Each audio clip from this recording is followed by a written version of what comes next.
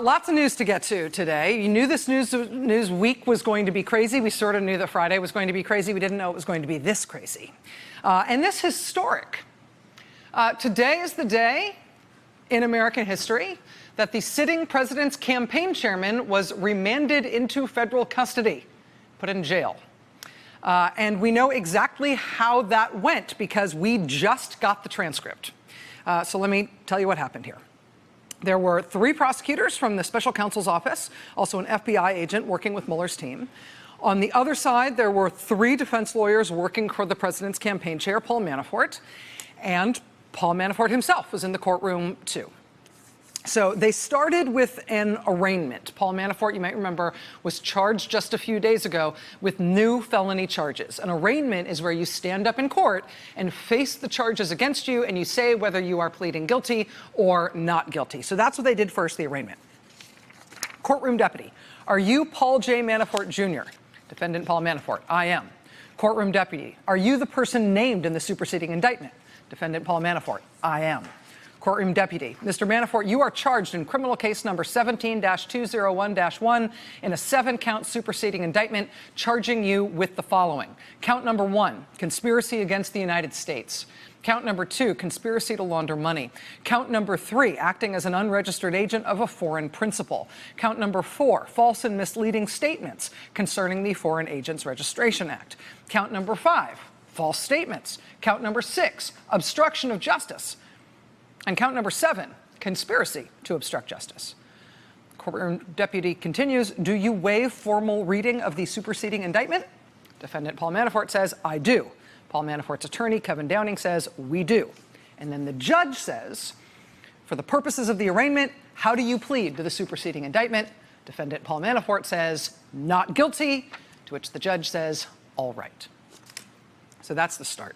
This superseding indictment he just pled not guilty to, that's the new indictment where the president's campaign chairman is charged in part in a joint indictment with a Russian guy, a Russian citizen who the special counsel said today in court is in Russia now, and who the special counsel has said previously is believed to be actively linked to a Russian intelligence agency. So Paul Manafort, in this superseding indictment, the last 2 counts of this indictment, he's charged jointly with a Russian guy linked to Russian intelligence. Now, the Russian intel guy Manafort is charged with in this superseding indictment. The Russian guy did not turn up in court for his arraignment on these charges today, along with Paul Manafort, but we will have more on that in a moment. Now, what happened next was more dramatic. First, we got him pleading not guilty to the new charges that he's facing, along with his Russian co-defendant, who's not there in court. And then we get the part that leads to him going to jail.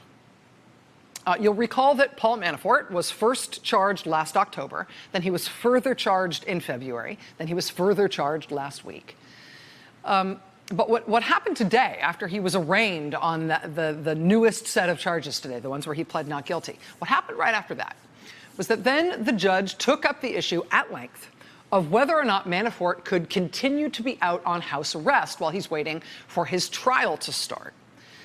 The latest charges from the special counsel's office say that Manafort secretly contacted witnesses in his case and tried to get those witnesses to lie for his benefit. And he made those contacts while he's out on bail on these other charges. That's witness tampering, according to prosecutors. They brought these charges against Paul Manafort, letting the judge know that, in their estimation, he's been tampering with witnesses, and therefore they should reconsider the fact that, or the judge should reconsider the fact that he's been out on bail. So the judge today had to decide, given these new serious witness tampering charges, if Paul Manafort could still stay out on bail or whether she needed to revoke his bail and instead put him in jail for the time between now and when his trial starts. And as you know, the judge ultimately did decide that she needed to put Paul Manafort in jail. And that jailing means, of course, there's an amazing amount of new pressure on the president's campaign chairman, who tonight, as I speak, sits in jail for the first night. But because we got this transcript, we also have a unique window into what the pressure is like on him already, what the pressure has been like on him in the courtroom. I don't know if there's any other way to get, if you couldn't be in the courtroom, since there's no cameras in the courtroom, I don't know if there's any other way to get a sense of what happened here. other than by getting it from this transcript. But check this out. What's happening here is Manafort's defense team is trying to argue that when Paul Manafort, in fact, admittedly, called and texted these people about his case, he couldn't have been tampering with witnesses.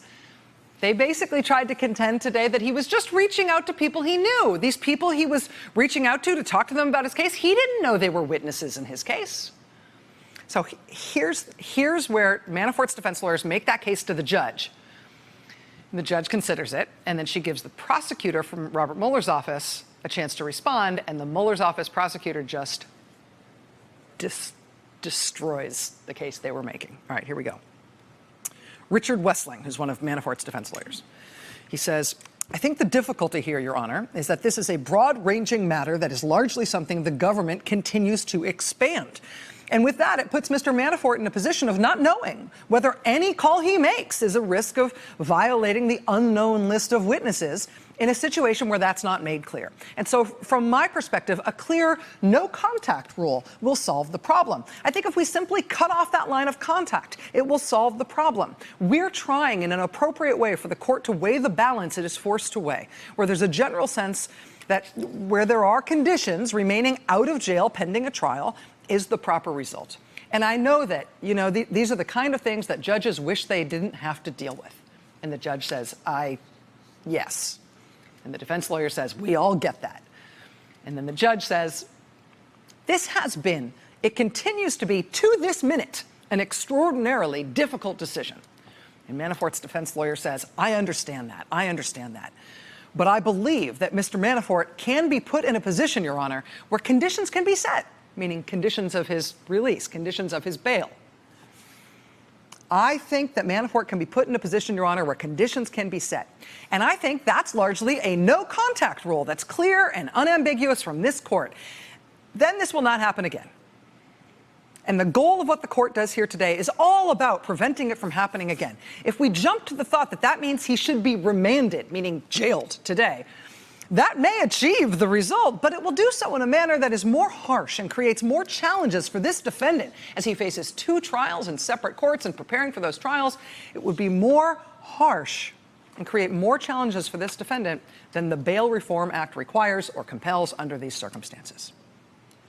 To which the judge says, all right, thank you. And then she turns to the prosecution, turns to the special counsel's office, and she says, you have the burden, Mr. Andres. So I'll let you, since you're already standing. So the prosecutor from the special counsel's office is already standing at this point. It's Greg Andrus, who's the prosecutor. And he jumps in and he says this. My colleague, meaning defense counsel, who I'm arguing against here, my colleague has the law absolutely wrong with respect to witness tampering. Absolutely wrong. A defendant can be involved in witness tampering without a list of government witnesses, right? It's any person who may give testimony. With the Habsburg Group, which is the issue that Mr. Manafort is reaching out to persons D1 and D2 about, persons D1 and D2, they controlled the Habsburg Group. It's inconceivable that he doesn't know that they're potential witnesses. And that's what the law is. Not that they've been told that there's a witness. It isn't about a no-contact list. This is about influencing the testimony of a potential witness, a crime for which Mr. Manafort has now been indicted. He has absolutely violated the terms of his bail by committing a crime while on bail. That's 1. 2, he has the law absolutely wrong about threats of violence and witness tampering. When a defendant tells a witness a false story and reminds him of that story, the courts have held repeatedly that that constitutes witness tampering. So Mr. Wessling, the defense counsel, is wrong about what it means to be a witness. He is wrong about having to have a no-contact list or a list of government witnesses. He is wrong about the type of methods that can be used to tamper with the witness. So says the special counsel's office prosecutor. And the judge found that, in fact, Mr. Wessling, the defense counsel, was having as bad a day as it seemed like he was having in that moment.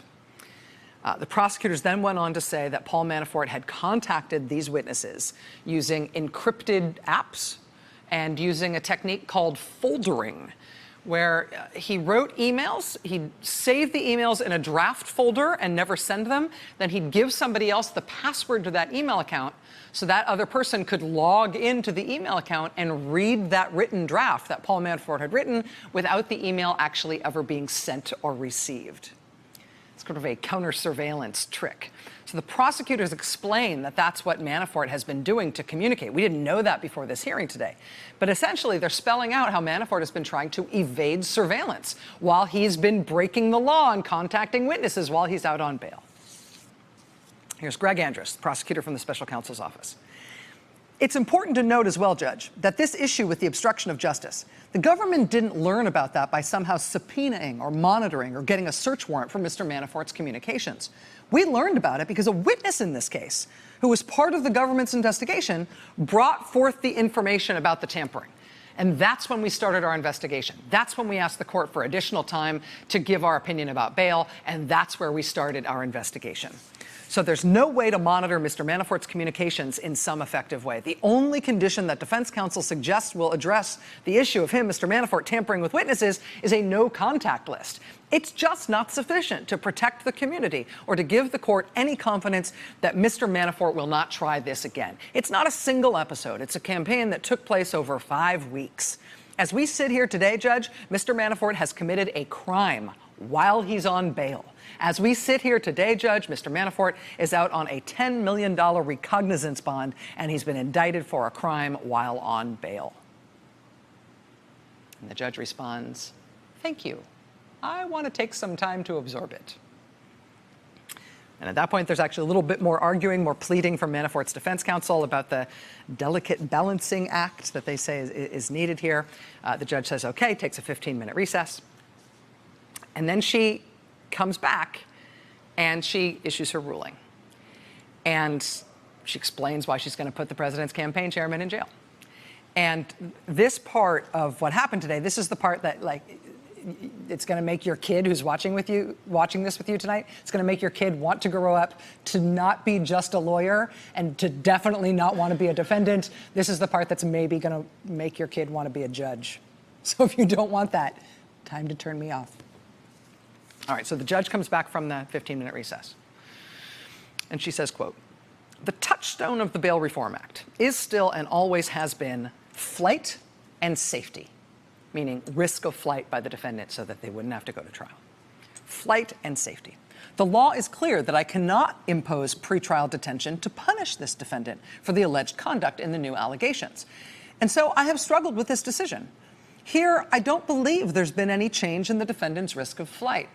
The additional charges don't really change the calculus that much, given what he was already facing.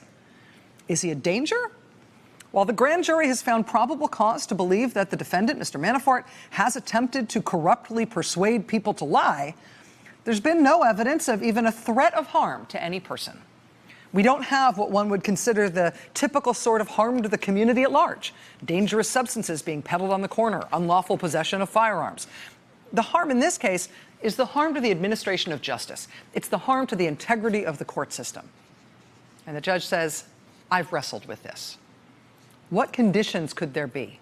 This is not middle school. I can't take his cell phone. And if I say, well, don't call the 56 witnesses that defense counsel tells me I need to clearly list in this order, will Manafort call the 57th? All the defendant has said to me is, well, there wasn't a clear enough order saying not to do it. And my problem is, I don't think I can draft a clear enough order to cover every possible future violation of the United States Code. And I shouldn't have to. I thought about this long and hard, Mr. Manafort. I have no appetite for this, but in the end, I cannot turn a blind eye to these allegations. Given the number of contacts, the persistence of the contacts, and their obvious intent and import, it's how they were perceived and received by the person to whom they were made. And this witness tampering occurred while the defendant was already on bond and already under an order by another judge to not do this. The indictment alleges a corrupt attempt to undermine the integrity and truth of the fact-finding process upon which our system of justice depends. The defense suggested that it was inappropriate for the government to bring these matters to my attention. So I want to state quite clearly that it absolutely was not. You struck that note repeatedly in your papers. But this hearing is not about politics. It's not about the conduct of the Office of Special Counsel. It's about the defendant's alleged conduct. I am very troubled that the contacts with these witnesses are alleged to have taken place even after you were under an explicit order not to contact witnesses directly or indirectly. I am concerned that you seem inclined to treat these proceedings as just another marketing exercise and not a criminal case brought by a duly appointed federal prosecutor in a federal court. All of this at bottom affects my judgment about whether you can be trusted to comply with the court's directives. That is the finding that the statute also requires me to make if I release you. And I can't make it. You have abused the trust placed in you 6 months ago, and therefore the government's motion will be granted, and the defendant will be detained pending trial as of today. Manafort's defense counsel, quote, "Your Honor, we would ask that the court stay imposition of any remand to allow us to appeal." The judge then turns to the prosecutors. What's the government's position on that? Greg Andrus, the prosecutor from the special counsel's office, says, "Judge, there are no conditions to address any of the concerns of the court. There are no conditions, as the court has found, to guard against the danger to the community. So we oppose that application." And then the judge says, "And I'm also concerned that now that I've issued this order, the risk of flight has just multiplied substantially. So," the judge says, "I appreciate the request for an appeal, and it's a serious request, and I understand that, but I'm going to deny it." And that's how it happened. And then the president's campaign chairman was taken away to jail. He waved to his wife. He was led out of the courtroom. A few moments after he was led out of the courtroom, a U.S. Marshal came back into the courtroom and handed Mrs. Manafort her husband's wallet and his belt and the very nice burgundy-colored tie that he was wearing. Hey there, I'm Chris Hayes from MSNBC. Thanks for watching MSNBC on YouTube. If you want to keep up to date with the videos we're putting out, you can click subscribe just below me or click over on this list to see lots of other great videos.